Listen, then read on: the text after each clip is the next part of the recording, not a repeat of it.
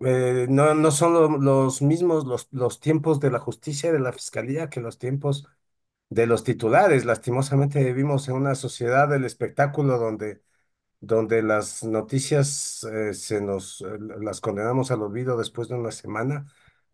Un atentado con bomba es un impacto durante un par de días y luego se va desvaneciendo. Entiendo que la justicia no tiene esos mismos tiempos. Lo que se ha demostrado ahora con el caso Metástasis es eso. Hemos estado ajenos a esta investigación mientras avanzaba y a fin de año, después de un año y meses del hallazgo de ese celular del, del mafioso Leandro Norero, hemos sido sorprendidos con que el caso estaba lo suficientemente sólido como para estallar.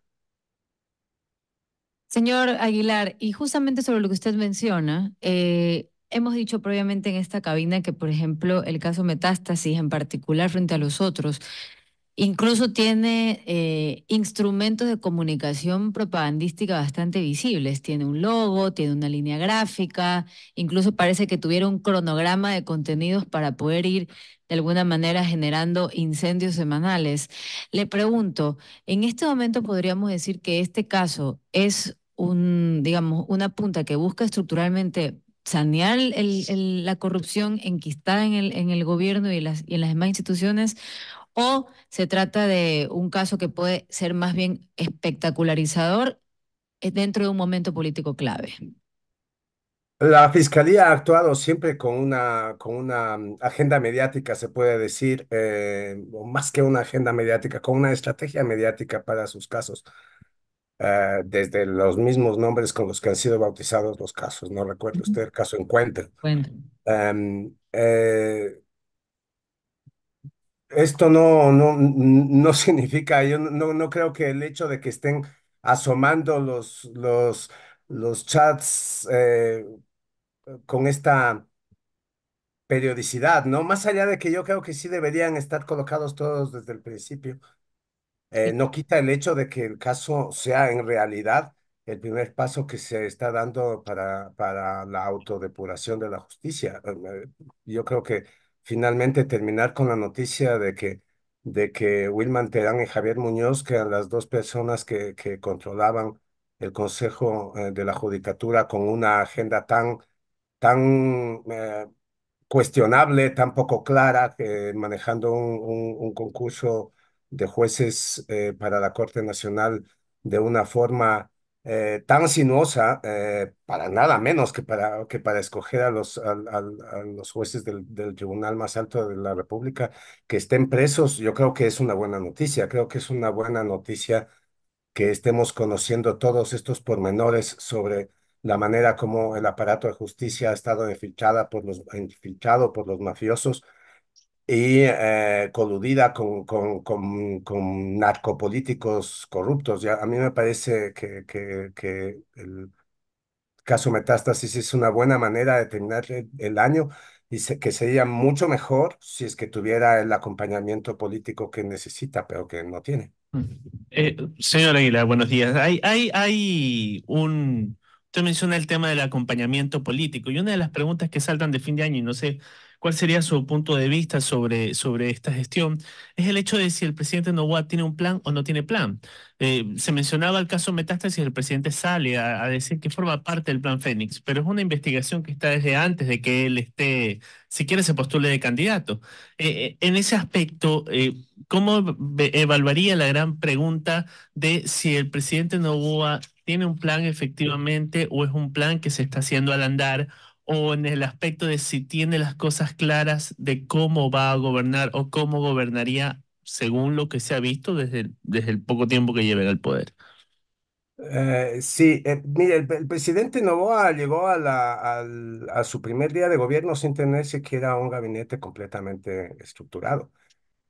mm, Su primera cadena nacional, aquella en la que salió con su ministro de Economía para explicar la crudeza de la situación económica, Fue una semana después de llegar al poder, como si se estuviera enterando de cuál era realmente la situación económica.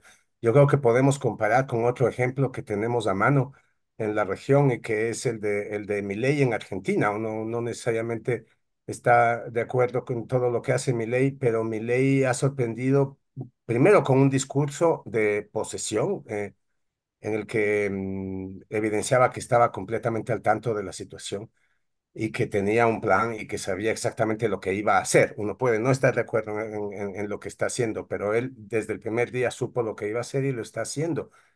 Em, tenía listos los proyectos de ley, tenía el equipo perfectamente armado. El presidente Noboa sí da la impresión de que está improvisando, da la impresión de que el plan Fénix, como decía un escritor en Quito, está en la etapa de cazar el pájaro para quemarlo. Se trepó al plan Fénix diciendo que el caso Metástasis era parte del plan Fénix, cuando uno puede pensar más bien que el caso Metástasis, con la información que él dispuso, de la que él dispuso gracias a este caso, pudo armar unos primeros pasos del Plan Fénix. Es decir, el Plan Fénix parece hasta el momento más parte del caso Metástasis que al revés. Ujú, Eh, y ujú. está armando, bueno, está enviando decretos de ley. No estoy muy al tanto, debo reconocer, de esta nueva ley de emergencia, de esta ley sobre Energética. el sector eléctrico, energético, pero la anterior ley de urgencia económica no era ni mucho menos lo que se necesitaba eh, para el paisaje terminal que había descrito con su ministro en esa cadena nacional. No creo que el presidente Noboa esté listo, que tenga un plan. Yo creo que le sorprendió su propia victoria electoral, que no estaba listo, y no trabajó después de ella, desapareció, estuvo con a los periodistas cuando preguntábamos se nos decía que estaba con una agenda personal en Estados Unidos, y perdió mucho tiempo. Creo que lo que usted señala va marcando un poco el camino de lo que ha sido este mes de gobierno de Daniel Noboa, desde que la presidencia lo encuentra a él, y así va también él siendo encontrado con varios puntos del gobierno. Y esto lo digo porque si nos ponemos a analizar y no buscando victorias tampoco, sino algún tipo de hecho relevante que pueda marcar este primer mes de Daniel Noboa, que usted hace bien en comparar porque tiene puntos bastante encontrados, por ejemplo, con Milei. Yo creo que Milei el tiempo le da el suficiente tiempo para poder aplicar medidas que no sean populares, pero en el caso de Noboa no. Él está no solamente gobernando, él está en campaña. Entonces, no se atrevió a hacer una medida profunda para un panorama crítico en el tema de economía. Pero revisemos qué ha cumplido el presidente Daniel Noboa de forma completa. Tiene ya una derogatoria con un decreto a la tabla de drogas, pero la Corte Nacional de Justicia tuvo que hacer reparaciones y una resolución especial para evitar la discrecionalidad de los jueces. O sea, se hicieron cosas a medias. ¿Qué podemos rescatar de este mes, aunque sea muy corto y yo entendiera que hay que darle más tiempo, pero qué podemos entender de que se ha hecho bien o que vamos encaminados a un cambio? ¿Qué le diré? Yo no es mucho lo que rescato de este gobierno. A mí me da la sensación de que el gran equívoco es que Noboa se esperaba que fuera un gobierno de transición, un gobierno que terminara un periodo inconcluso del anterior presidente, pero Noboa está trabajando para su reelección. Am, Ese fue, por ejemplo, uno de los motivos por los cuales no consiguió sino aumentar el riesgo país cuando como presidente electo visitó Estados Unidos y se reunió con los representantes de los multilaterales. Quedaba claro que un presidente que llegara al poder en este estado crítico de la economía ecuatoriana y llegar al poder con una agenda de reelección, no iba a tomar lo que está haciendo Milei, las medidas de shock, o las medidas impopulares que se requieren porque el presidente necesita una agenda populista que le ayude a mantener su capital político, incrementarlo y presentarse con posibilidades de triunfo en las elecciones del próximo año, porque ya el próximo año es prácticamente un año electoral, aunque las elecciones sean en febrero del 2025, ya los últimos meses del próximo año serán de campaña ya abierta. Aunque la campaña yo creo que Daniel Noboa la inició ya. Entonces, yo resumiría lo que está ocurriendo como Noboa está empezando su campaña. Y eso no es lo esperado y no es lo deseable en este momento que vive el país. Sí, siguiendo el hilo de la reelección, en ese aspecto de una campaña alargada de año y medio por parte del presidente Noboa, ¿se esperaría entonces que la consulta popular, que es un pilar fundamental de su oferta de campaña, y lo ha mencionado, se vuelva intrascendente al no tocar temas medulares, tal vez por no arriesgarse y no perder esa reelección? Es una posibilidad, sería una lástima. Hemos visto que ya empiezan a surgir propuestas colectivos de la sociedad civil sobre lo cuál debería ser el contenido de la consulta. Es extraño, ¿no? Que se plantee primero como una urgencia hacer una consulta y luego se esté buscando qué preguntar. O sea, uno esperaría que la urgencia de la consulta eh, mm, se desprenda de la urgencia de las preguntas. Aquí no es así. Es la urgencia de la consulta se desprende de un calendario electoral del presidente y las preguntas vienen después. Yo creo que lo importante de una consulta ahora sería viabilizar lo que se ha estado postergando desde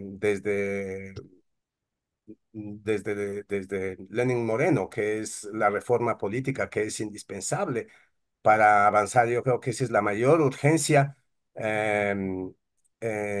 que tiene este país. Una de las mayores está en la seguridad, por supuesto, está el empleo, pero ni siquiera la seguridad y el empleo eh, o la lucha contra la inseguridad y contra el desempleo podrían tener buenos resultados sin una debida reforma política. Eso es una de las cosas de las que nos deberíamos dar cuenta todos con el caso Metástasis. Es necesario una reforma política para avanzar, por ejemplo, en la agenda de seguridad, porque mientras la justicia, mientras el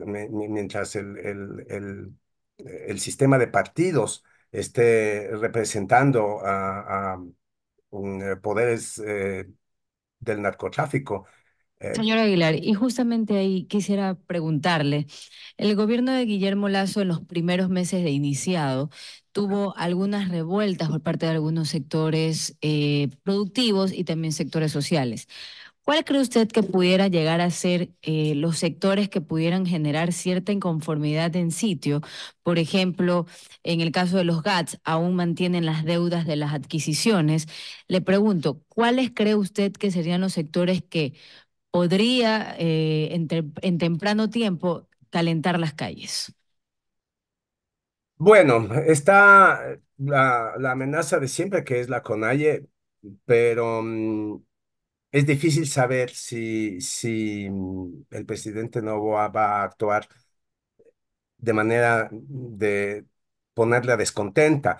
Yo creo que la estrategia del presidente Noboa, que es mantenerse en paz con el correísmo y con sus aliados, y cuando digo correísmo y sus aliados, estoy pensando también en ese sector de la CONAIE, que es el sector gobernante de la CONAIE, lo que está haciendo también es comprar paz social en las calles. Pero eso, claro, implica que el presidente no tomará medidas. No será este presidente el que tome las medidas, por ejemplo, con respecto a a los subsidios de los combustibles Ujú. que han estado postergando también durante tanto tiempo. Yo creo que su estrategia es esa, mantenerse en paz a partir de lo que él dijo siempre que era un no confrontador, en un momento en el que, otra vez, vuelvo al caso Metástasis, em, estamos claros de que la confrontación es indispensable.